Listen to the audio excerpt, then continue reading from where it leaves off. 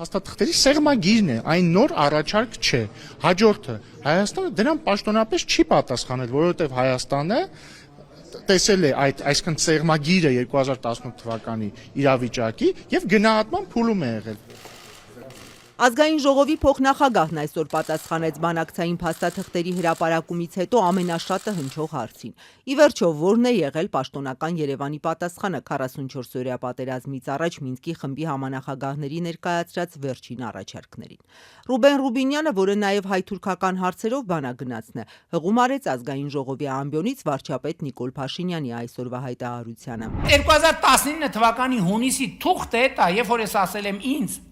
ասեք, որն է սեղմագիրը նախորդող շրջանի համանախագահները դա տվել են որպես նախորդող շրջանի բանակցային սեղմագիր։ Ես հիմա ձեզ ուղիղ հերքում եմ այն պնդումը ընդդիմության կողմից հնչեցվող, թե իբր եղել է 2019 թվականին որևէ ինչ-որ նոր առաջարկ եւ առավել եւս, որ մենք այդ որևէ նոր առաջարկին ասել ենք ոչ։ Չնայած Ռուբինյանը պնդում է, որ հայկական կողմին նոր առաջարկ չի ներկայացվել, հենց կառավարության կայքում 2019-ի փաստաթուղթը ձևակերպված է որպես ՀԱԿ Մինսկի խմբի առաջարկներ։ Համանախագահ երկրներից Ռուսաստանի արտգործնախարար Լավրովը 2020-ի ապրիլին պատմել է ակտիվորեն քննարկվող փաստաթղթերի նախագծերի մասին, որոնք 2019-ին Մինսկի խմբի համանախագահների մասնակցությամբ Հայաստանի, Ադրբեջանի, Ռուսաստանի արտգործնախարարների հանդիպմանն են տարածվել։ Այս փաստաթղթերը նախատեսում են փուլային մոտեցման վրա հիմնված կարգավորման ուղղությամբ առաջընթաց։ Առաջին փուլում կազատվեն Լեռնային Ղարաբաղի շուրջ մի շարք шրջաններ եւ կբացվեն տրանսպորտային, տնտեսական եւ այլ հաղորդակցությունները։ Транспортных, экономических и прочих коммуникаций. Հաջորդ տարվա բյուջեի քննարկումներից հետո թեման չփակվեց, շարունակվեց հարց ու պատասխանին։ Ընդդիմադիր Հայաստան խմբակցությունից Արթուր Խաչատրյանը կրկին բարձրացրեց հարցը. ինչպես է Հայաստանն արձագանքել Մինսկի խմբի առաջարկներին։ Անդրադարձավ նաև վարչապետի այն դիտարկմանը, որ թուղթն ուղղված էր Հայաստանի ու Ադրբեջանի նախագահներին, իսկ ինքը երբեք նախագահ չի եղել։ Այս փաստաթուղթը, որը ներկայացվել է կամ ձեզ կամ Արմեն Սարգսյանին, որտեվ ասինը թվին նախագահ Արմեն Սարգսյանն է, կամ ուղղակի մի հատ քարտուղարուի կամ թարգմանիչ սխալ ա գրել։ Սրան դուք ինչ եք արել, ասել եք գնա փոխի վարչապետ Ցարքի նախագահի փոխարեն, ասել եք լավն է, բայց այս Նասիլյանյան նարոդ Սարքի որն է եղել այս փաստաթղթին ձեր արձագանքը, որովհետև այս իրավիճակը, եթե սա տեղի ունենար, մենք ունենայինք անհամեմատ շատ ավելի լավ իրավիճակ,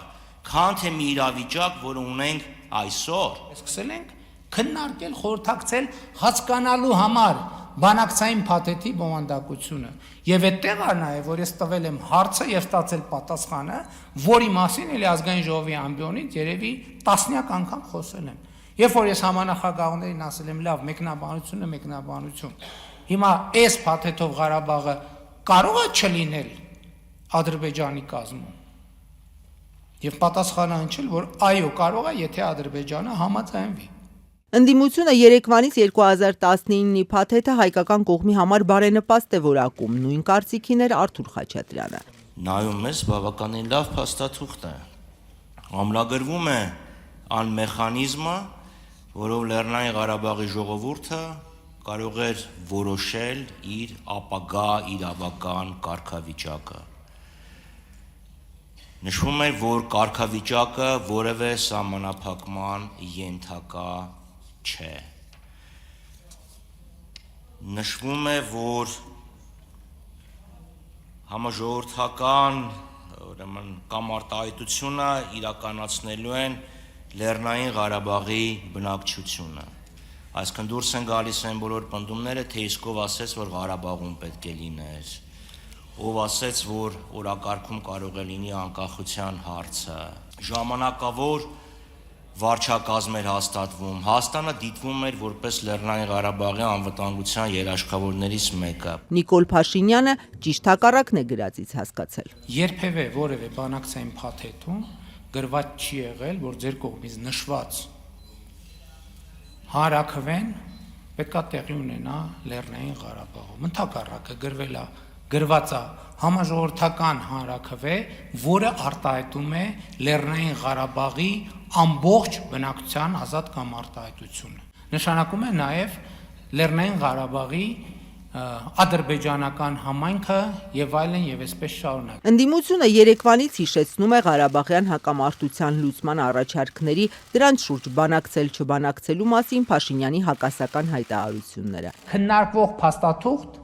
սեղանի վրա չկա։ Բանակցությունների սեղանը միշտ թուղթ ա եղել, տենց բան չի եղել, տենց մի օր չի եղել, որ բանակցությունների սեղանը առանց թղթի լինի։ Եվ թող մեզ ոչ մեկ չասի, հա, այդ ինչ եք բանակցում, ինչ որ պետք է այն էլ բանակցում ենք։ Ես չեմ հասցրել բանակցել։ Ես բան չեմ բանակցել։ Նախկին նախագահ Սերժ Սարգսյանի ղեկավարած ՀՀԿ-ից Տիգրան Աբրահամյանը հնչած հայտարարությունները համադրել ու եզրակացրել էր։ Հանրայնացվեց ադրբեջանցի պաշտոնյայի կողմից, ով ասում էր, որ Նիկոլ Փաշինյանը մասնավորապես ասել է, որ ես նման բան ստորագրեմ, ժողովուրդը ինձ կսպանի։ Այսինքն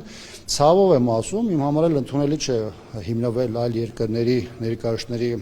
մոտեցումից, բայց քանի որ իշխանությունը պաշտոնական մոտեցում չի արտահայտվել, դաշտում մնացել է միայն Ադրբեջանի կողմից ներկայացած մոտեցումը, ինչը փաստում է, որ հայաստանյան իշխանությունները դա մերժել են։ Սրա հավաստիությունը նաև կարող է նրանով արտահայտել, որ ադրբեջանցիներն ասում են, որ Հայաստանի իշխանությունը իրավիճակը բերել է այնպիսի կետի, որից հետո մենք արդեն դիմել ենք ռազմական գործողություններին։ Նոյեմբերին Ադրբեջանի արտգործնախարար Ջեյհուն Բայրամովն էր պատմել, ինչպես Փաշինյանը մերժեց բանակցել։ Ադրբեջանի արտգործնախարարը Ռոբերտ Քոչյանը, Սերժ Սարգսյանը եւ Լևոն Տեր-Պետրոսյանը սխալ են ասում, Հայաստանը պատերազմ չի հրահարել։ Փաշինյանն անձամբ այս հայտարարություններին ուղիղ չի արձագանքել, դա ազգային ժողովի փոխնախագահ Ռուբեն Ռուբինյանն է արել, հակադարձելով ոչ միայն Բայրամովին, այլև Հայաստանի նախկին նախագահներին, որոնց կարծիքով 44-օրյա պատերազմի պատճառներից մեկը Փաշինյանի կողմից բանակցություններից հրաժարվելն էր։ Մեր բանավիճելու բան չկա, թող կարդան, պատմեն, կարդան, պատմեն, կարդան, պատմեն։ Ինչ պետք է պատմեն, պատմելու բան չկա։ Վարչապետն ի դեպ այսօր հրաժարվեց առաջարկից, որը շուրջ 1 տարի է հետապնդում էր։ Նախկին նախագահների հետ էլ չի ուզում բանավիճել։